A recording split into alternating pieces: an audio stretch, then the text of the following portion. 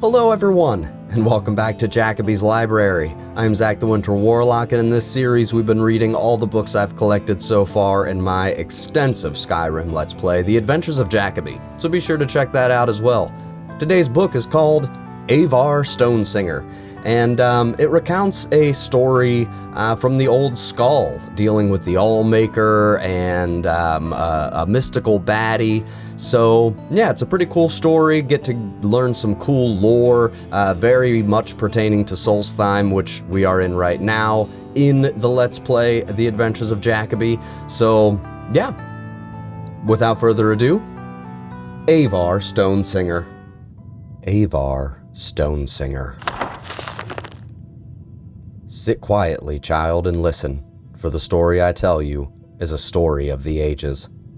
But what is it, grandfather? Is it a story of heroes and beasts? The grandfather looked patiently at the child. He was growing into a fine boy. Soon he would see the value in the stories, the lessons that were taught to each generation. Just listen, child. Let the story take root in your heart.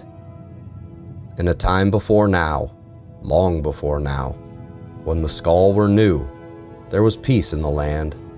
The sun was hot and the crops grew long, and the people were happy in the peace that the All-Maker provided. But the Skull grew complacent and lazy, and they took for granted the lands and all the gifts the All-Maker had given them.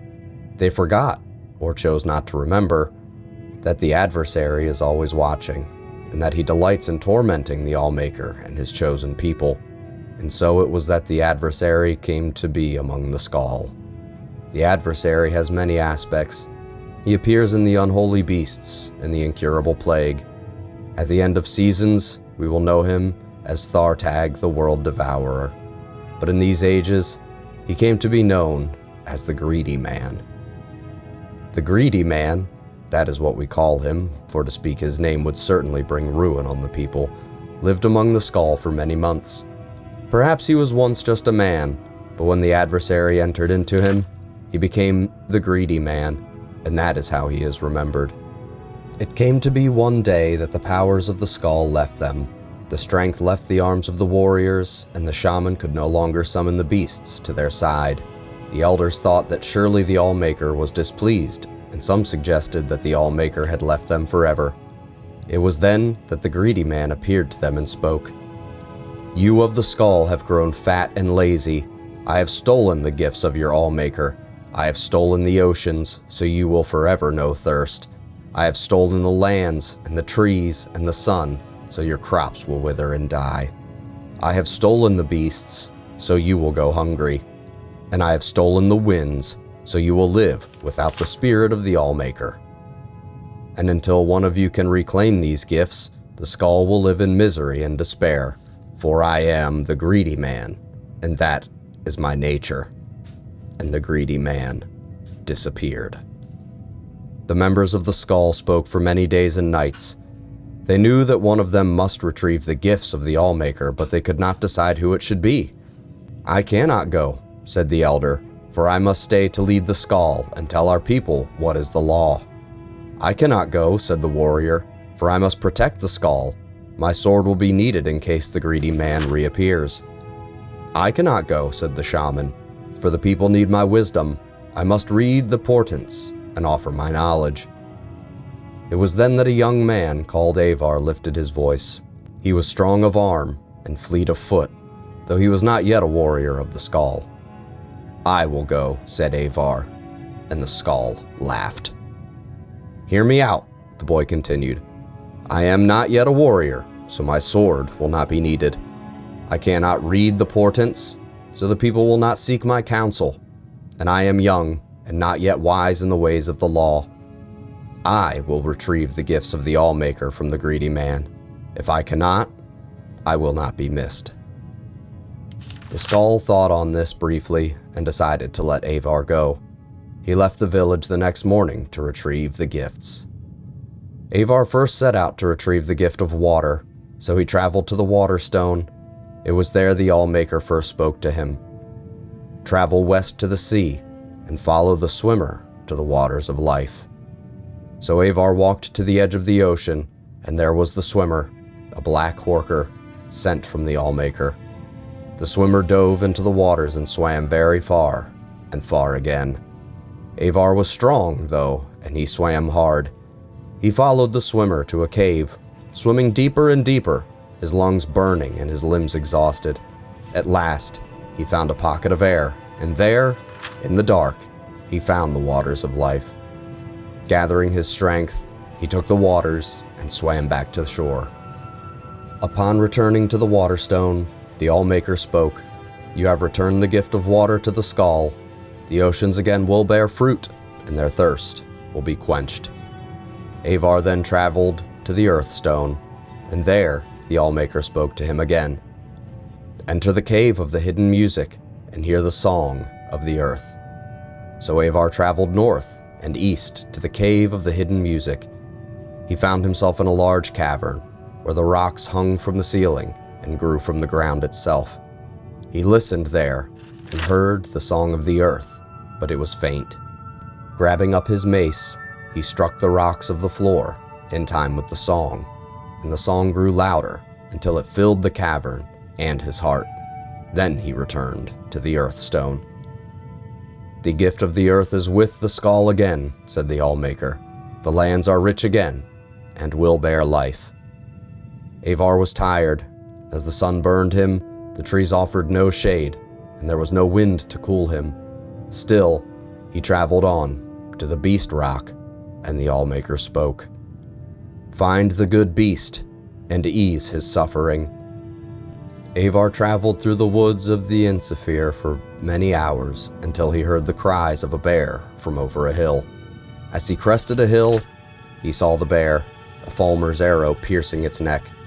He checked the woods for the Falmer, for that is what they were, though some say they are not, and finding none, approached the beast.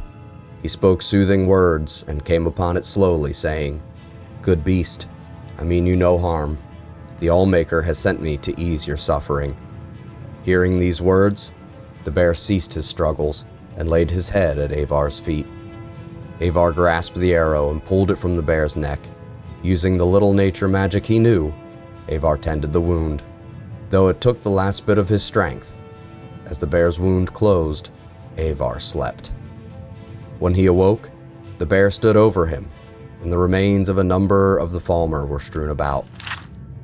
He knew that the good beast had protected him during the night. He traveled back to Beast Rock, the bear by his side, and the Allmaker spoke to him again. "You have returned the gift of the beasts. Once again, the good beasts will feed the skull when they are hungry, clothe them when they are cold, and protect them in times of need." Aevar's strength had returned, so he traveled on to the tree stone, though the good beast did not follow him. When he arrived, the Allfather spoke to him. "The first trees are gone and must be replanted. Find the seed and plant the first tree." Aevar traveled again through the Hairstang forest, searching for the seeds of the first tree, but he could find none. Then he spoke to the tree spirits, the living trees. They told him that the seeds had been stolen by one of the Falmer, for they are the servants of the adversary, and this Falmer was hiding them deep in the forest so that none would ever find them. Aevar traveled to the deepest part of the forest, and there he found the evil Falmer, surrounded by the lesser tree spirits. Aevar could see that the spirits were in his thrall, that he had used the magic of the seeds and spoken their secret name. Aevar knew he could not stand against such a force, and that he must retrieve the seeds in secret. Aevar reached into his pouch and drew out his flint. Gathering leaves, he started a small fire outside the clearing where the Falmer and the ensorcelled spirits milled. All the Skull know the spirits' hatred of fires, for the fires ravage the trees they serve. At once, the nature of the spirits took hold, and they rushed to quell the flames. During the commotion, Aevar snuck behind the Falmer and snatched the pouch of seeds, stealing away before the evil being knew they were gone. When Aevar returned to the tree stone, he planted the tree in the ground, and the Allmaker spoke to him. "The gift of trees is restored. Once again, the trees and plants will bloom and grow and provide nourishment and shade." Aevar was tired, for the sun would only burn, and the winds would not yet cool him. But he rested briefly in the shade of the trees. His legs were weary and his eyes heavy, but he continued on, traveling to the Sunstone. Again, the Allmaker spoke. The gentle warmth of the sun is stolen, so now it only burns. Free the sun from the halls of penumbra. And so Aevar walked west, over the frozen lands until he reached the halls of penumbra. The air inside was thick and heavy, and he could see no farther than the end of his arm.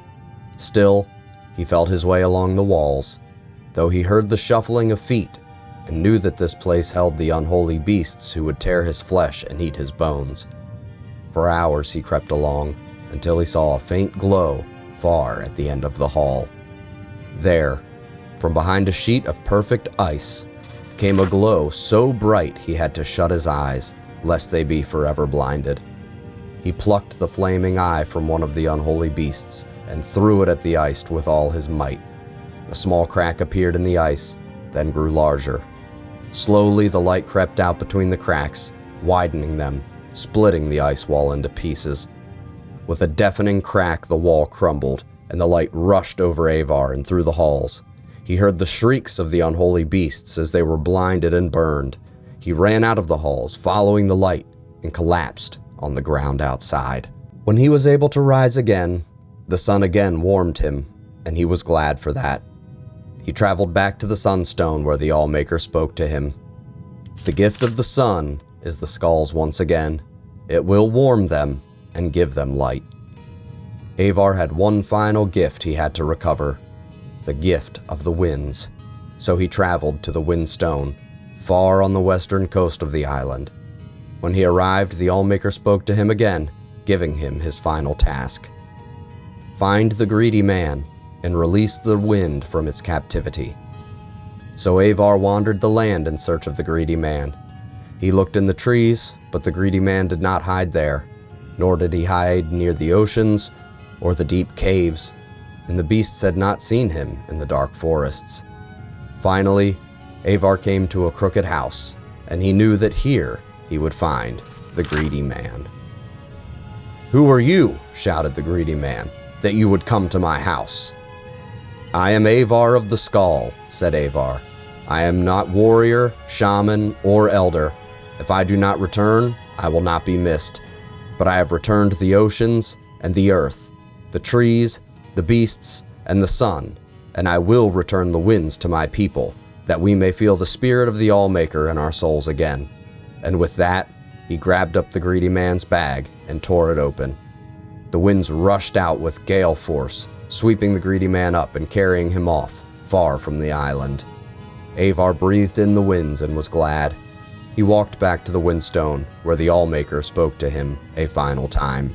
"You have done well, Aevar. You, the least of the Skull, have returned my gifts to them. The greedy man is gone for now and should not trouble your people again in your lifetime. Your Allmaker is pleased.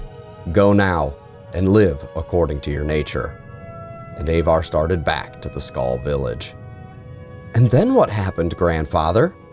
"What do you mean, child? He went home." "No, when he returned to the village," the child continued, "was he made a warrior or taught the ways of the shaman? Did he lead the Skull in battle?" "I do not know. That is where the story ends," said the grandfather. "But that is not an ending. That's not how stories end." The old man laughed and got up from his chair. "Is it not?"